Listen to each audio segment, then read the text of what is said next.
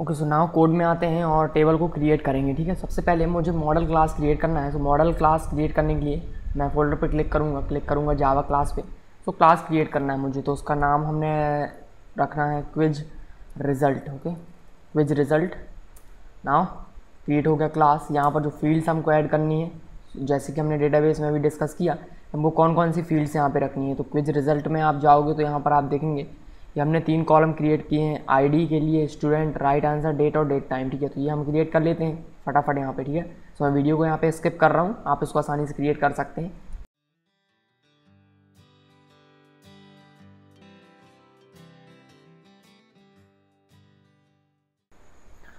Okay, सो मैंने यहाँ पर फील्ड्स क्रिएट कर ली हैं। सो यहाँ पर मैंने इंटीजर आईडी क्रिएट की प्राइवेट, और जहाँ पे मैंने क्विज आईडी यूज़ करना है, डेटाबेस में हम यहाँ क्विज आईडी यूज़ करते हैं, लेकिन यहाँ पर हम क्या करेंगे, क्विज आईडी नहीं रखते, हम यहाँ पर रखेंगे क्विज, यहाँ पर हम रखते हैं इसे क्विज ऑब्जेक्ट यहाँ पे रखते हैं। ठीक है, इस तरह से इसका इम्प्लीमेंटेशन होता है। तो अगर आप क्वेश्चंस में जाओगे तो यहाँ पे आप देखोगे हमने यही सेम चीज़ यहाँ पे भी की होगी। ठीक है, तो यहाँ पर आप देखोगे हमने यहाँ पर क्विज रखा हुआ है डायरेक्ट। ठीक है, तो ये यहाँ पर हमने क्विज आईडी को क्विज आईडी यहाँ पर एक फॉरेन की है, लेकिन हम यहाँ पर किस ऑब्जेक्ट का यूज़ करते हैं, डायरेक्ट उस क्विज ऑब्जेक्ट का यूज़ करते हैं। ठीक है, तो वैसे ही मैंने यहाँ पर किया है कि क्विज रिजल्ट होगा, उसके अंदर डायरेक्ट क्विज होगा।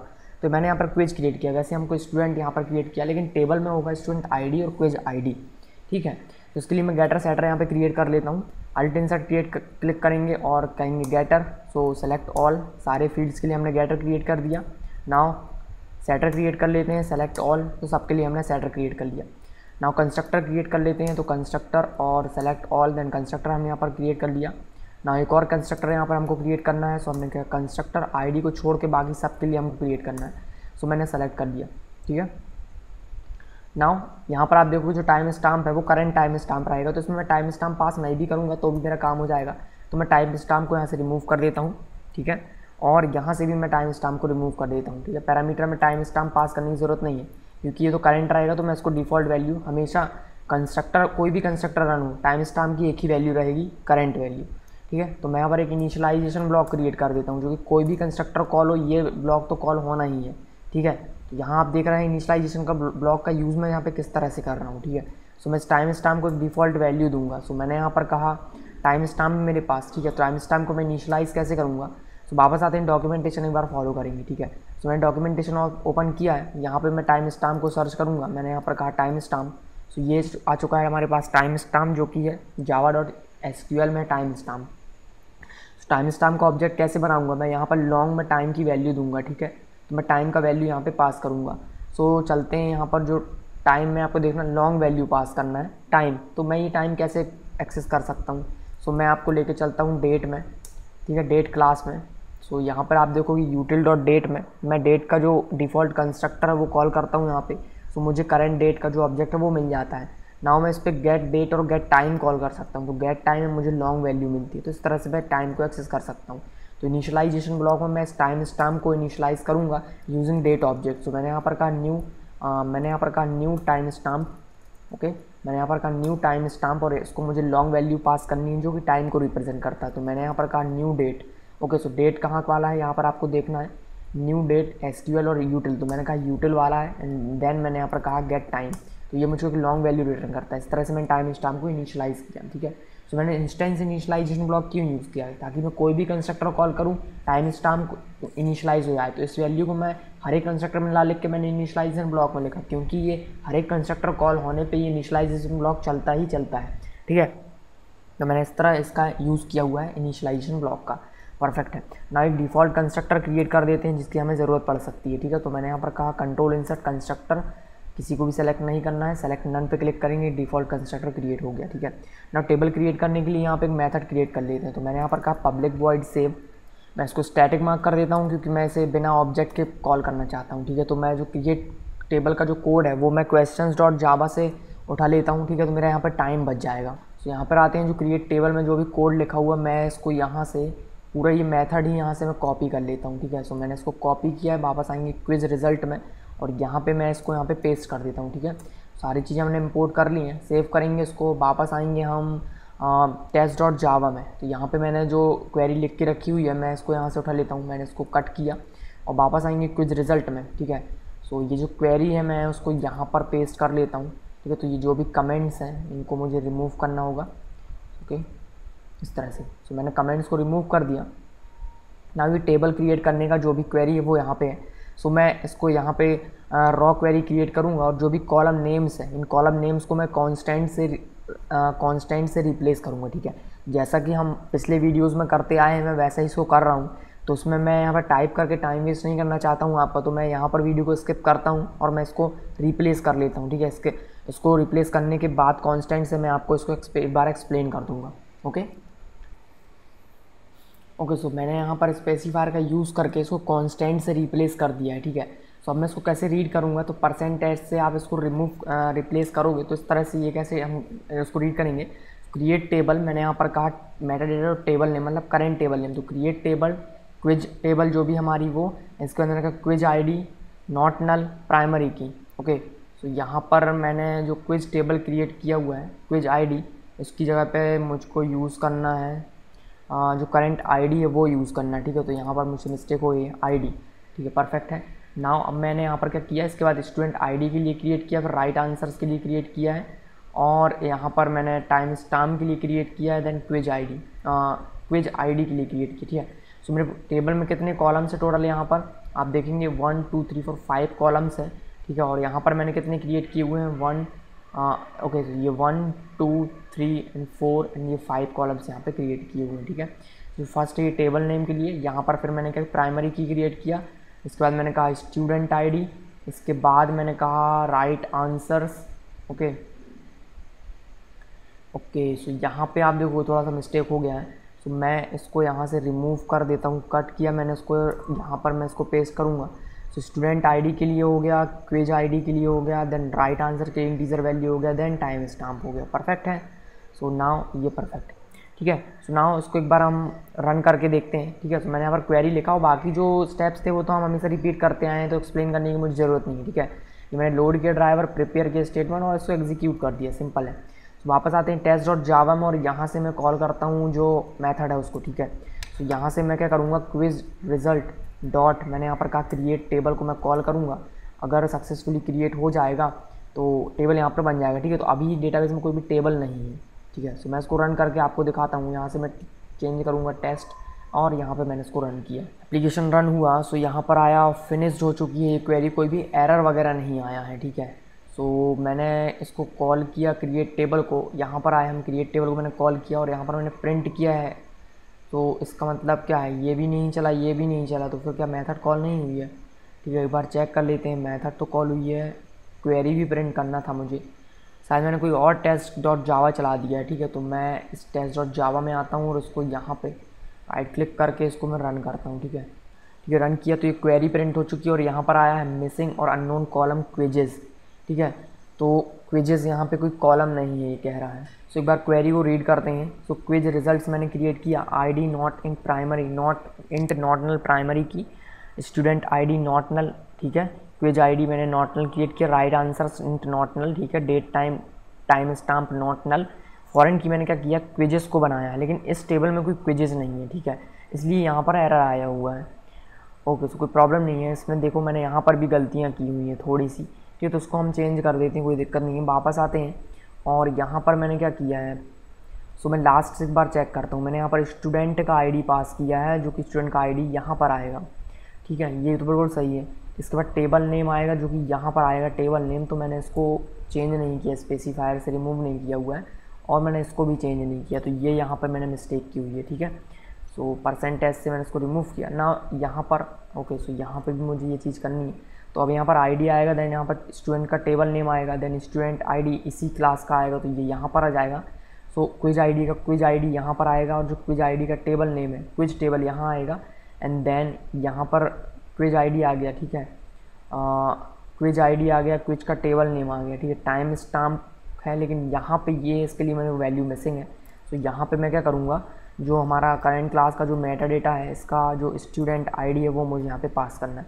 तो टोटल कितने स्पेसिफायर यूज़ किए मैंने, 1 2 3 4 5 6 7 8 9 10 11 12 टोटल यूज़ किए। और यहाँ पर देख लेते कितने, 1 2 3 4 5 6 7 8 9 10 11 12, ठीक है, 12 हो चुके हैं, ठीक है। तो आई होप ये अब परफेक्टली वर्क करेगा। रन करते हैं टेस्ट डॉट मेन को। थोड़ा सा प्रॉब्लम ज़रूर हो रही है यहाँ पे, लेकिन ये जो इम्प्लीमेंटेशन है बहुत शानदार है। आप देखोगे मैं एकदम से ये एक जगह चेंज करूँगा और पूरी टेबल्स के जो नेम है वो सारे चेंज हो जाएंगे, ठीक है। तो models dot quiz create table successfully create होगा ये टेबल, ठीक है, कोई प्रॉब्लम नहीं आएगी। उसको आप देख सकते हो रन करके SQLite ऑनलाइन पे। ओके, सो ये जो टेबल है वो क्रिएट हो चुकी है परफेक्टली। नाउ जो दूसरी टेबल है उसको हम यहाँ पे क्रिएट करेंगे। तो सेम चीज़ मैं कर रहा हूँ, मॉडल क्रिएट करूँगा इसके लिए और ये टेबल मैं क्रिएट करूँगा, ठीक है। सो मैं ये वाला जो पार्ट है वीडियो का स्किप कर रहा हूँ क्योंकि हर एक पार्ट में हम यही चीज़ करते आए हैं, तो इसमें हम टाइम वेस्ट नहीं करेंगे। ओके, सो मैं ये क्रिएट कर लेता हूँ, उसके बाद यहाँ पर वीडियो को रेज्यूम करता हूँ। ओके, सो मैंने यहाँ पर जो क्विज़ रिजल्ट डिटेल्स है उसके लिए क्लास क्रिएट किया है, ठीक है। ये क्लास क्रिएट कर लिया है, इसमें मैंने फील्ड्स क्रिएट कर दी हैं। उसके लिए मैंने यहाँ पर एक स्टैटिक जो क्लास है वो क्रिएट कर लिया है ये कॉन्स्टेंट्स के लिए, ठीक है। इसमें आप देखो ये कॉन्स्टेंट्स मैंने क्रिएट किए हैं, कंस्ट्रक्टर क्रिएट किया, गेटर सेटर क्रिएट किए हैं।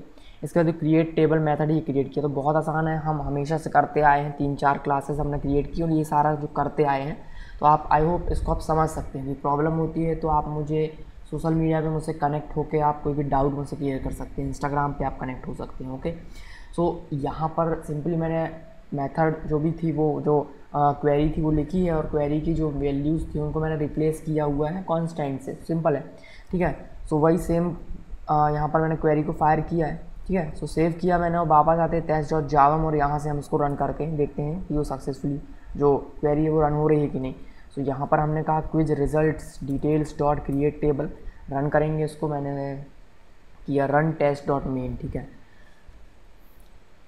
ओके, सो यहाँ पर क्वेरी प्रिंट हुआ है और यहाँ पर सक्सेसफुली ये मेथड जो रन हो गया है। तो यहाँ पर टेबल सारी क्रिएट हो गई, ठीक है। सो अब मैं इसको यहाँ से कमेंट कर देता हूँ, मैंने इसको सेव किया। नाउ वापस आते हैं हम अपने मेन जहाँ से हमारा एप्लीकेशन का जो स्टार्ट है वो हो रहा था। तो स्टार्ट के अंदर ये यहाँ पर भी मैंने एक टेस्ट बनाया हुआ है, ठीक है। तो ये भी रन होता है, ठीक है। तो मैं इसको यहाँ से जो बाहर वाला टेस्ट है उसको डिलीट कर देता हूँ क्योंकि यहाँ पर 2 टेस्ट क्लासेस मैंने क्रिएट कर रखे हैं। तो इसको डिलीट कर देता हूँ।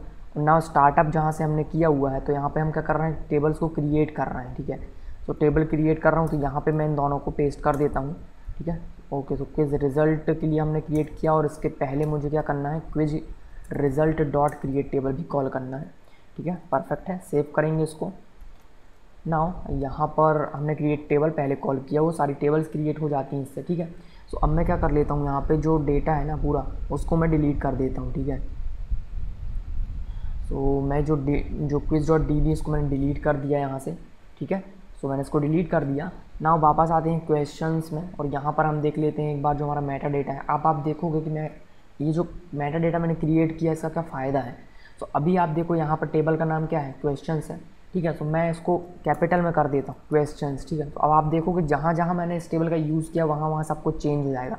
इस तरह से ऑप्शन ID, ये क्वेश्चन ID है, मैं इसको भी कैपिटल कर देता हूँ ID। यहाँ पर आंसर है क्विज ID। तो ये सारी चीज़ें परफेक्ट है। नाउ आते हैं हम यहाँ पर क्विजेस में। तो यहाँ पर आप देखोगे कि अभी जो टेबल का नेम था वो क्विज आ रहा था, ठीक है। तो उसकी स्पेलिंग मिस्टेक थी तो मैं इसको क्विजेस करना चाहता हूँ, QUIZZES, क्विजेस। तो अब आप देखोगे जहाँ जहाँ पे ये होगा वहाँ वहाँ चेंज हो जाएगा, ठीक है। तो मैं इसको केवल ID रखना चाहता हूँ। देन इसका जो टाइटल है इसको भी मैं सेव किया मैंने इसको। नाउ क्विजेस रिजल्ट में जाएंगे, परफेक्ट है सब कुछ। स्टूडेंट्स में जाएंगे तो यहाँ पर भी स्टूडेंट है और ID है। तो मैंने सब कुछ यहाँ पर चेंज कर दिया, टेबल का नेम चेंज कर दिया। नाउ मैं अब अगेन यहाँ पर सारी टेबल्स हैं वो क्रिएट करूँगा, ठीक है। तो वापस आते हैं यहाँ पर स्टार्ट ऐप में। तो उसको मैं रन करता हूँ। जैसे हमारी एप्लीकेशन स्टार्ट होगी तो सारी टेबल्स यहाँ पे क्रिएट हो जाएंगे। आप देखोगे जो टेबल का नेम है ना वो क्विज टेबल का नेम वो चेंज हो जाएगा। तो जो मेटा डेटा जो क्लास मैंने क्रिएट की है उसका यही फ़ायदा है कि आप कभी भी केवल मेटा डेटा जो है वहाँ पे जाके चेंज करोगे और सारा कुछ यहाँ पे चेंज हो जाएगा पूरा डेटाबेस। तो हम इसको GUI से भी कंट्रोल कर सकते हैं, ठीक है। तो GUI में आप ऑप्शन डाल सकते हो, एडमिन लॉगिन करके उसका टेबल का नेम चेंज कर सकता है, ठीक है। तो अभी देखोगे आप सारा कुछ है। लॉगिन करूँगा मैं यहाँ पर, कोई भी क्विजेस नहीं क्योंकि अभी डेटा मैंने नहीं फिल किया है। तो अभी डेटा तो जो टेबल्स हैं वो तो क्रिएट हो गई लेकिन टेबल में डेटा नहीं है, ठीक है। सो अभी मैं चेक कर लेता हूँ जो हमारा टेबल है वो क्रिएट हुई है कि नहीं। तो SQLite ऑनलाइन क्या है, हमने कहा फाइल ओपन DB और यहाँ से जो डेटाबेस है मैं इसको ओपन कर लेता हूँ। तो आप देखोगे ये टेबल के नेम चेंज हो चुके हैं, ठीक है। तो सभी कुछ कैपिटल में आ रहा है अब, ठीक है। सो आप देख रहे होंगे किस तरह से मैं मेटा डेटा जो क्लास उसका रीयूज़ करना हूँ। सो नाउ क्विजेस को ओपन करेंगे तो टेबल का नेम चेंज हो गया, ID है इसके अंदर, टाइटल है। इस तरह से क्विज रिजल्ट है इसके अंदर कॉलम चेक कर लेते हैं। तो ID है स्टूडेंट ID, राइट आंसर्स, इसके बाद डिटेल्स में जाएंगे तो डिटेल्स में आपको आईडी है, कुछ रिजल्ट आईडी है, क्वेश्चन आईडी और राइट आंसर, जो यूज़र का जो आंसर है, यूज़र आंसर है, ठीक है। तो इस तरह से हमने यहाँ पर इसका यूज़ किया हुआ है। फाइन। सो इसमें हम जो डेटा फिल करना है तो बहुत आसान है। डेटा कैसे फिल करेंगे, सिंपल है, test.java में जाएंगे और यहाँ से हम तो डेटा कलेक्टर हमने क्रिएट किया हुआ था, ठीक है, उसका सिंपली यूज़ करेंगे। इसीलिए हमने डेटा कलेक्टर किया है ताकि हम कभी डेटा को रीड करें उसको सेव कर सकें। तो मैंने यहाँ पर क्या करना है, read and save quizzes data, ठीक है, इसको सेव कर देंगे। और इसके बाद मैं क्या करूँगा, data collector dot read and save user data, ठीक है। सो ये यहाँ पर क्या कह रहा है, Java dot lang dot exception throw करता है। सो मैं इस एक्सेप्शन को यहाँ पर हैंडल कर लेता हूँ। मैंने यहाँ पर कहा थ्रोज और यहाँ पर मैंने कहा एक्सेप्शन। एक्चुअली जो डेटा कलेक्टर है उसके अंदर भी मेन मेथड है, तो मैं यहीं से उसको रन कर सकता था, ठीक है। सो ठीक है, कहीं से भी आप कर सकते हो। मैंने टेस्ट डॉट जावा से रन किया। इस टेस्ट क्लास को रन कर लेते हैं। मैंने कहा टेस्ट डॉट मेन रन किया। तो सो ये थोड़ा सा टाइम लेगा डेटा को सेव करने में, क्योंकि बहुत सारा डेटा है यहाँ पे। आप देख रहे हो यहाँ पर ये डेटा सेव हो रहा है, परफेक्ट है, तो परफेक्टली सारा डेटा यहाँ पे सेव हो रहा है। ओके, सो सारे जो स्टूडेंट्स हैं और क्विजेस हैं वो सारे सेव हो चुके हैं, ठीक है। तो मैं इसको चेंज कर देता हूँ मेन में, और ये जो कोड है मैं इसको कमेंट कर देता हूँ, और मेन जो हमारा मेन जो एप्लीकेशन है उसको रन करते हैं। सो नाउ जो सारे क्विजेस हैं वो डिलीट हो गए थे, वो सारे क्विजेस अब फिर से आ गए होंगे, ठीक है। तो उसको चेक कर लेते हैं एप्लीकेशन में कहीं ब्रेक तो नहीं हुआ हमारा डेटाबेस क्रिएट करने के बाद। तो टेबल्स क्रिएट की, ओके। सो यहाँ पर आप देखोगे जो डेटाबेस है वो नहीं दिख रहा है, क्या प्रॉब्लम है, चेक कर लेते हैं इसको एक बार। तो एक्सेप्शन आया हुआ है लॉगिन कंट्रोलर डॉट जावा में, लॉगिन एक्सेप्शन। सो आप यहाँ पे देखोगे कि ये जब मैंने टेबल्स का नाम वहाँ पे चेंज किया तो कहीं तो यहाँ पे प्रॉब्लम आई है, ठीक है। वो प्रॉब्लम क्या है, कहीं ना कहीं मैंने जो मेटा डेटा जो क्लासेस उसका यूज़ नहीं किया है, ठीक है। सो मैंने उसका यूज़ नहीं किया और मैं डायरेक्टली कहीं ना कहीं डॉट लगा के वैल्यूज़ लिखी हुई हैं, जैसे कि यहाँ पर आप देख रहे होगे कि ये जो है ये अपडेट नहीं हुआ। तो जब मैं कहाँ से मैंने ये जो क्वेरी फायर की हुई है, कहाँ पर फायर की है उसको चेक कर लेता हूँ एक बार, क्विज डॉट जावा में, ठीक है। तो क्विज डॉट जावा में चलते हैं, कंट्रोल प्रेस करेंगे, इस पर क्लिक करेंगे तो यहाँ पे मैं शिफ्ट हो गया। तो उसका मैं क्वेरी चेक कर लेता हूँ क्यों हुआ है ऐसा, क्योंकि मैंने कहीं ना कहीं हार्ड कोड किया हुआ है। तो यहाँ पर आप देखोगे ये मैंने हार्ड कोड कर दिया है, तो उसको मुझे चेंज करना होगा डायनेमिकली, ठीक है। तो कोई प्रॉब्लम नहीं है, उसको कर देंगे। सो यहाँ पर मैंने क्विजेस टेबल यूज़ की है, तो मैं यहाँ पे कॉमा करके क्विजेस टेबल यहाँ पे यूज़ करूँगा। सो मैंने यहाँ पर कहा quiz dot Meta data dot यहाँ पर टेबल का नाम देना है। इसके बाद मैंने कॉमा किया और यहाँ पर मैंने कहा मेटा डेटा डॉट, उसके बाद मुझे क्विज आईडी पास करनी है, तो मैंने आईडी पास कर दिया। और इसको मैं %s से यहाँ पर रिप्लेस करूँगा, जो स्पेसिफायर है उससे मैं इसको रिप्लेस करूँगा। सेव किया मैंने और नाउ देखेंगे यहाँ पर कुछ और, ठीक है। सो हर जगह मैंने कहीं भी यूज़ नहीं किया है हार्ड कोडेड, तो मैं इसको डायनेमिकली इंसर्ट कर रहा हूँ। नाउ एक बार फिर से इसको रन करेंगे और आई होप वो एरर यहाँ पे सॉल्व हो गई। तो मैंने अगर किसी दूसरी क्लास में भी इस तरह की गलती की होगी तो वहाँ पे भी एरर आएगी, ठीक है। लेकिन आप ये देख सकते हैं जो मेटा डेटा क्लास है उसको कितना पावरफुल यहाँ पे वर्क है, ठीक है। तो इसको अगेन मैंने रन किया और सारा कुछ आ चुका है, परफेक्ट है। स्टार्ट क्विज करेंगे और यहाँ पे क्वेश्चन सर्व हो रहे हैं, नेक्स्ट क्वेश्चन पे क्लिक करूँगा तो सब कुछ यहाँ पर परफेक्टली वर्क हो रहा है, ठीक है। कोई भी ब्रेक नहीं हुआ है एप्लीकेशन। सबमिट क्विज पे क्लिक करेंगे तो हैश मैप जो प्रिंट किया था वो हैश मैप यहाँ पे प्रिंट हो चुका होगा, ठीक है। तो ये हैश मैप यहाँ पे प्रिंट हो चुका है। सो ये क्वेश्चन है उसका आंसर यहाँ पे प्रिंट हुआ है, ओके। तो सब कुछ परफेक्टली वर्क कर रहा है। सो नाउ नेक्स्ट वीडियो में देखेंगे जो स्टूडेंट जब क्विज अटैम्प्ट करने के बाद जो क्वेश्चंस का जो आंसर्स मिल रहे हैं उसको हम यहाँ पे कैसे सेव करेंगे, ठीक है। तो इस बारे में बात करेंगे नेक्स्ट वीडियो में। चैनल पे आप नए हो तो चैनल को सब्सक्राइब कर लीजिए, वीडियो पसंद आया तो वीडियो लाइक कीजिए, कमेंट कीजिए कोई डाउट है तो, और चैनल को शेयर कीजिए अपने फ्रेंड्स के साथ ताकि वो भी ये जावा एफएक्स को सीख सकें, okay. So thanks for watching.